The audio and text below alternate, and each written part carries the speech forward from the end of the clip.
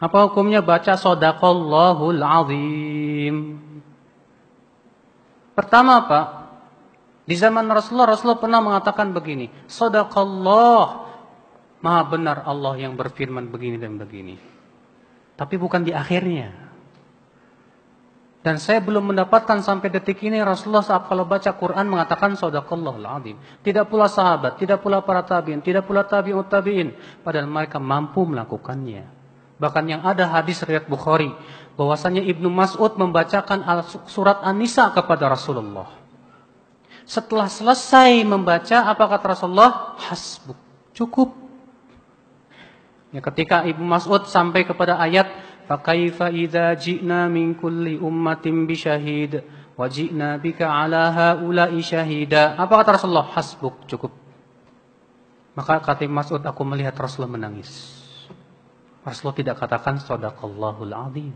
Tidak pula Ibnu Mas'ud mengatakan Shadaqallahul Azim. Ya. Ya akal Islam, kalau itu baik mereka sudah dahulu melakukannya ya. Shadaqallahul Azim artinya apa? Maha benar Allah yang maha agung. Bukan maha benar Allah dengan segala firman-Nya, Pak. Maha benar Allah yang maha agung. Sekarang kalau antum gak ucapkan, apa Al-Quran jadi gak benar? Antum gak ucapkan pun Al-Quran tetap benar kok. Al-Quran tidak butuh persaksian dari kita, Pak. Al-Quran tidak butuh persaksian dari kita. Ya. Maka apa yang Rasulullah lakukan, lakukanlah. Yang Rasulullah tidak lakukan, kita lihat. Rasulullah mampu atau tidak. Ada gak pendorongnya? Dan ternyata di sini Rasulullah mampu, pendorongnya ada, tapi Rasulullah tidak lakukan. Tidak pula para sahabat, tidak pula. Lihat, cari dalam kitab-kitab Imam Syafi'i apa ada. Cari dalam kitab-kitab ya, para ulama madhab, bahwa kalau baca Quran, disunahkan baca Shadaqallahul Azim, apa ada? Ini baru di belakangan hari, Bapak sekalian. Iya. Maka dari itulah, ya, tidak disunahkan membaca apapun setelah membaca Al-Quran. Naam, ada suatu hadis Rasulullah mengajarkan kita mengucapkan doa kafarat majelis. Ya, kalau memang setelah baca Quran kita mau pergi, bagusnya kita membaca doa kafarat majelis. Subhanakallahumma bihamdik, asyhadu an la ilaha illa anta, astaghfiruka wa atubu ilaik. Wassalamualaikum warahmatullahi wabarakatuh. Shadaqallahul Azim dibaca setelah membaca Al-Quran, jelas ini masuk dalam kategori ibadah. Mengada-ada orang yang mengatakan bahwa ini bukan ibadah, jelas ini ibadah. Nah, ibadah akan menjadi bid'ah kalau tidak pernah dicontohkan oleh Nabi SAW. Rasul dan para sahabat tidak mengenal kalimat Shadaqallahul Azim setelah selesai membaca Al-Quran. Termasuk doa khatam Al-Quran yang terkenal itu tidak pernah dicontohkan oleh Nabi SAW. Setelah membaca Al-Quran Shadaqallahul Azim, ini pun juga bid'ah.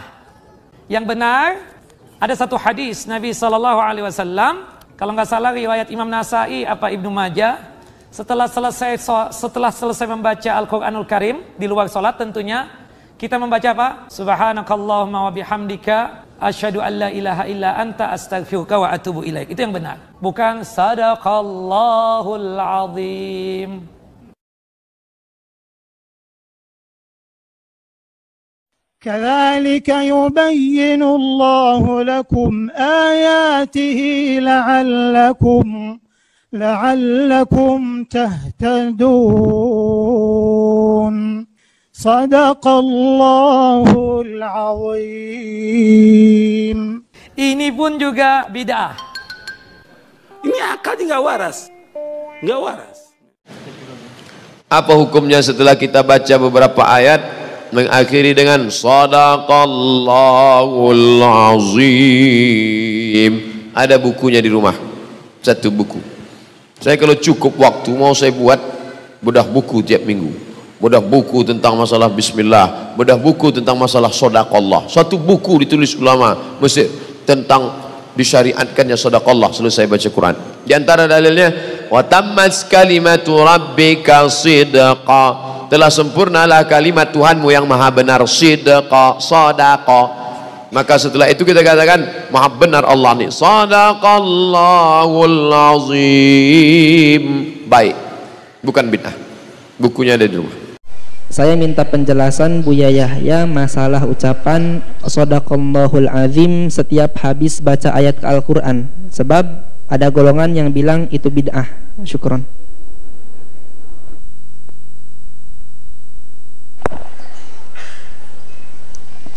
Ada lagi. Jadi kalau ada, memang ada fatwa itu tersebar. Gede itu fatwanya tersebar di mana-mana sehingga orang pada bingung. Jadi kalau mengatakan Shadaqallahul Azim bid'ah. Waduh, innalillah. Kalau anda tidak membaca nggak apa-apa. Memang kalimat Shadaqallahul Azim itu memang tidak pernah Nabi mengajarkan seperti itu. Dan Nabi tidak pernah mengajarkan waktu selesai baca Al-Quran ya Shadaqallahul Azim. Tidak pernah ada Nabi mengajarkan seperti itu. Tapi bukan berarti orang ngomong Shadaqallahul Azim langsung dikatakan salah. Sebelum kita bicara tentang riwayat atau hujjah, begini loh ya. Kalau orang mau selesai baca Al-Quran itu, ya terserah Anda ngomong apa. Setelah, misalnya setelah selesai ayat, kemudian selesai, itu ya boleh, boleh. Cuma tidak ada pahalanya. Selesai. Diganti sholawat juga boleh, nanti jadi bid'ah kalau sholawat ajib. Kalau selesai nggak bid'ah, macam aneh. Maksudnya itu lafadznya Shadaqallahul Azim secara zahir lafadznya begitu, tapi maknanya ngasih tahu kalau saya sudah selesai. Yang pertama, memberitahu kalau selesai baca Al-Quran. Kemudian di situ makna ikrar, pengakuan kalau bahwasanya firman Allah semuanya benar dan lafadz Shadaqallahul Azim, sedekah maha benar Allah yang maha agung. Benar enggak Al-Quran? Benar. Kalau orang mengatakan bahwasanya selesai itu tidak bid'ah, mengatakan Shadaqallahul Azim juga seharusnya tidak bid'ah.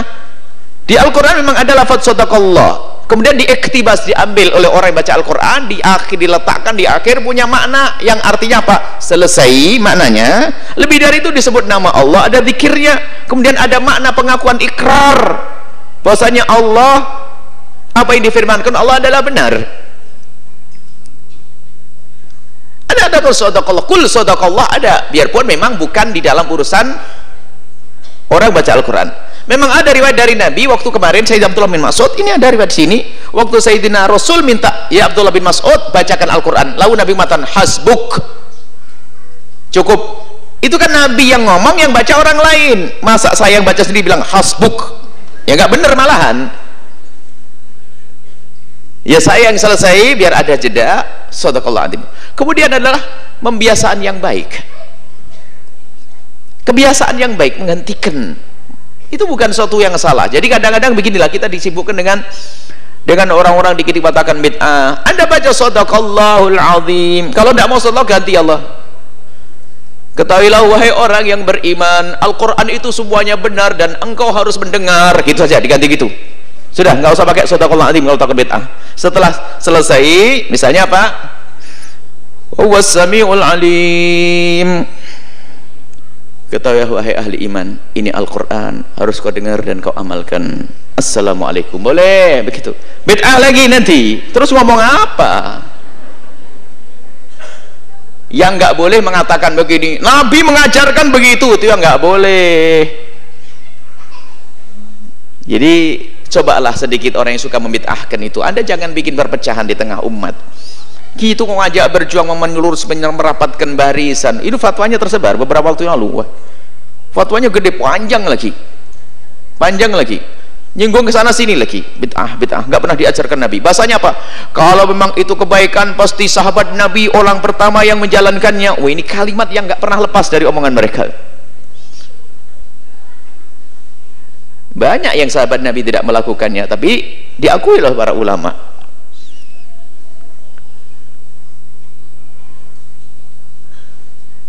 Sahabat Nabi tidak pernah terbukti kalau beliau mengumpulkan zikir, ayat kursi dan sebagainya. Tapi ulama mengumpulkan, tapi diambil dari siapa?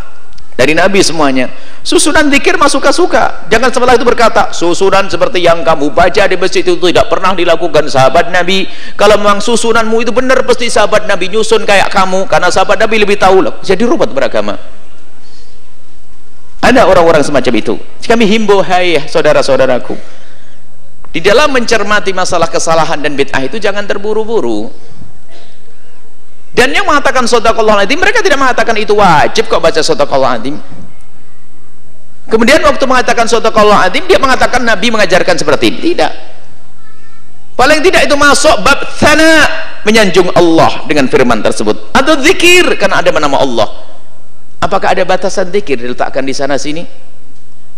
Kamu tidak boleh berzikir setelah baca Al-Quran, ada? Tidak boleh menyanjung Allah setelah baca, tidak ada. Yang jelas membaca shadaqallahul adzim tidak pernah ada larangan. Selagi tidak ada larangan, dikembalikan kepada ini apa yang diucapkan dan apa maksudnya. Maksudnya adalah memberitahu kalau kita sudah berhenti dan kalimat yang dibaca adalah kalimat mulia, ada nama Allah, kalimat zikir, kalimat tsana, sanjungan kepada Allah Subhanahu wa taala.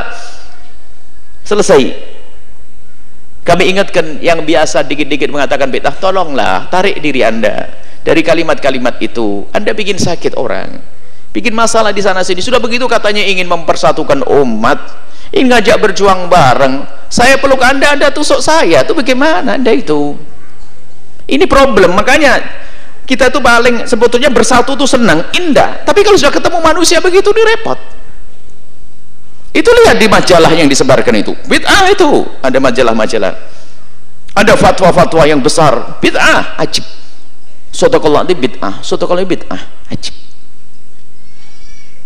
Itu adalah problem kita. Ini adalah problem orang-orang seperti itu, sehingga orang jadi mudah bermusuhan gara-gara dengar begitu bid'ah, sama saudara sudah tidak akur lagi. Bid'ah itu perlu dicermati. Jangan gampang-gampang mengatakan itu bid'ah. Baik, besok diganti kalau tidak mau. Kalau tidak mau shadaqallahul adzim diganti aja. Ya, tadi gimana? Wahai hamba-hamba yang beriman, saya sudah selesai membaca Al-Quran dan ingat mohon diamalkan Al-Qurannya. Mau diganti gitu? Kurang sedap tambahan pakai bahasa Indonesia. Shadaqallahul adzim. Shadaqah artinya apa? Maha benar Allah yang maha agung atas segala firman-Nya. Ikrar dari diri kita dan yang lain pun harus mengakui itu. Selesai. Wallahu a'lam bissawab. Assalamualaikum Ustaz, mohon penjelasan mengenai bacaan yang dibaca setelah membaca Al-Quran. Soalnya saya biasanya kalau selesai baca Al-Quran dari sejak kecil baca shadaqallahul adzim, dan baru-barunya ada yang bilang kalau itu tidak sesuai dengan yang diajarkan Rasulullah. Mohon penjelasannya Ustaz. Jadi biasanya sejak kecil mengakhiri setelah bacaan Quran shadaqallahul adzim. Sekarang ada Ustaz bahwa itu tidak sesuai dengan yang diajarkan Rasulullah. Terus yang diajarkan Rasulullah apa? Mohon penjelasannya. Kenapa Ustaz itu tidak memberi solusi ya? Misalnya tanya lagi itu harusnya ditanya. Terus Ustaz yang diajarkan Rasulullah apa gitu kan? Kan jelas nanti. Ya, cuma nanti nggak ada pertanyaan ke sini. Baik, pertama kita jawab dulu. Waalaikumsalam warahmatullahi wabarakatuh. Semoga senantiasa dimuliakan Allah Subhanahu wa taala. Ismi itu nama saya. Jadi ism itu nama, saya. Ismi nama saya. Jadi kalau di Arab Mas Muka Ismi Adi. Ya, kalau misalnya namanya misalnya siapa? Pak Aziz, Mas Muka Ismi Aziz. Nah, gitu misalnya Ismi itu nama saya. Baik. Jadi kalau ada I itu saya. Bait misalnya rumah saya baiti.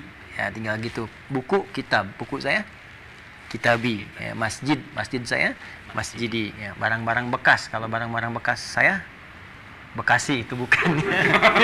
Jadi itu lain. Kalau saya Cimahi Cimahi ya. Jadi gini, persoalan ini persepsinya begini ya. Persepsi itu harus kita kembalikan kepada konteks hukum syariat. Di syariat itu begini, ada yang langsung perbuatan dicontohkan dan dalil seperti sholat. Ini dalil yang ada, contohnya ada. Makanya Nabi mengatakan shollu kama ra'aitumuni usolli. Sholatlah kalian seperti melihat saya sholat. Jadi sholat itu contoh yang sempurna dari awal sampai akhir. Ada dalilnya, ada contoh sementara. Setelah itu ada Nabi mengerjakan, ada tidak. Jadi sahabat ada yang mengerjakan, kemudian ada yang tidak. Seperti kunut. Kunut itu di awal Nabi SAW pernah mencontohkan. Kemudian setelah itu Nabi ada yang menyebutkan berhenti sementara, ada yang mengajarkan ya kepada Al-Hasan, kepada Ibu Umar. Makanya Ibnu Umar, Al-Hasan disebutkan. Kemudian kunut yang lainnya ada yang tidak. Maka itu masih boleh dikerjakan. Ada yang dalilnya ada, tapi contoh tidak ada. Ini menarik nih. Ada dalilnya. Contohnya tidak ada misalnya. Nah, ini ada lagi yang spesifik seperti misalnya zakat. Dalilnya kan ada zakat. Nah, sekarang saya tanya, kalau zakat fitri dikeluarkan nih, pakai apa? Pakai uang. Uang kan alternatif ya, walaupun ada perdebatan di situ. Nah, tapi yang sering kita keluarkan selain uang apa? Beras. Kenapa beras? Coba tunjukkan pada saya. Mana contoh di zaman Nabi zakat pakai beras? Silakan cari. Itu sampai kiamat kurang 2 hari, nggak akan ketemu. Iya, pakai kurma waktu itu. Iya, karena Nabi saat itu tidak ada zakat dengan beras. Nabi zakatnya baik kurma atau gandum. Wah, ulama melihat kurma, gandum itu makanan pokok. Orang Arab dari dulu, di jahiliyah zaman Nabi sampai sekarang makanannya kurma dan gandum. Ya karena itu beliau zakat menggunakan kurma dengan gandum. Karena fitri itu dari kata futur, makanan pokok yang dimakan gitu. Jadi kita zakat menggunakan makanan pokok supaya mereka bisa makan. Untuk menunjukkan puasa selesai, hari ini makan. Saat kita makan, orang lain nggak makan. Sehingga di situ ada zakat fitri. Fungsinya membersihkan kedalaman jiwa yang paling dalam disebut fitrah. Karena itu ada yang menyebut dengan maknanya disebut dengan fitri, ada yang menyebut hikmahnya disebut fitrah. Jadi kalau orang bilang zakat fitrah, itu hikmahnya. Kalau orang bilang zakat fitri, itu bentuknya. Ya maknawi yang langsung diberikan materinya sehingga bisa memberikan kekenyangan dan menunjukkan puasa telah selesai. Nah, zaman Nabi makanannya sampai sekarang di Arab kurma dan gandum, makanan pokoknya. Maka ulama melihat kalau di tempat lain ada makanan pokok selain ini, maka boleh menggunakan makanan pokok itu. Sekarang Kang Andre makanan pokoknya apa? Beras. Oh, bukan. Kalau saya nasi. Kalau beras itu makanan pokok bagi hewan yang punya tembolok. Ayam, bebek, itu beras. Ya, kalau saya nasi. Nah, sumber nasi dari apa? Dari beras. Ya, makanya sumbernya boleh diberikan sebagai zakat. Jadi zakat dikeluarkan dari situ. Nah, sekarang kan contoh nggak ada, tapi dalil ada, dalil keumumannya. Ya kan? Karena itu di sini boleh kita kemudian berzakat menggunakan itu. Yang ketiga, ada formulasi yang terakhir, dalilnya bahkan samar. Ya, samar sekali. Tapi kemudian dari sini contoh tidak ada, dalilnya samar. Seperti apa contohnya? Misalnya makan dob. Tahu dob nggak? Dob itu hewan sejenis kayak biawak, tapi bukan biawak. Jadi kayak kadal gurun di gurun Sahara itu, ya. Nah, itu satu kejadian Khalid bin Walid. Kenal? Pernah dengar namanya? Pernah dengar. Itu Khalid, itu panglima besar. Satu di antara 38 panglima besar. Nabi punya 12.000 sahabat, 38 panglima. Satu kualitas panglimanya bisa menaklukkan Persia Romawi. Itu Khalid pernah nombak itu dob tadi, dob kemudian dimasak, dihidangkan pada Nabi. Nabi diam saja. Diam. Jadi tidak makan, kalau makan kan berarti jelas kan, tapi tidak melarang. Nah, Khalid ngetes, ini haram nggak gitu? Ya, haram nggak? Kalau haram nggak boleh makan kan, maka dimakanlah oleh Khalid. Nabi diam, nggak komentar. Nah, sedangkan diam dalam fikih itu tanda setuju, tanda setuju ya. Kalau di kaidah itu as-sukutu alamatu he'eh, ya, diam itu tanda setuju. Itu kan setuju, diam ya. Makanya kalau ada perempuan dilamar, jangan diam. Tandanya setuju. Kalau nolak katakan, saya tidak sepakat, tidak setuju misalnya. Ya, apakah Adinda mau menerima lamaran ini? Diam ya, tandanya setuju. Ya, jadi walaupun misalnya sedang sariawan atau apa, kasih kode. Kalau diam setuju, kalau tidak ya katakan saya hari ini rasanya ingin sekali berterima kasih, namun sayang saya ada kesibukan sehingga belum sempat mengakomodir. Itu yang baik lah. Jadi as-sukutu alamatu, diam tanda setuju. As-sukutu alamatu na'am gitu ya. Diam itu tanda setuju. Nah, Nabi diam berarti setuju kan? Nah, di situ namanya takrir, ketetapan Nabi. Itu dalilnya samar karena nggak langsung disebutkan, contohnya juga nggak ada karena nggak Nabi makan, tapi mendiamkan.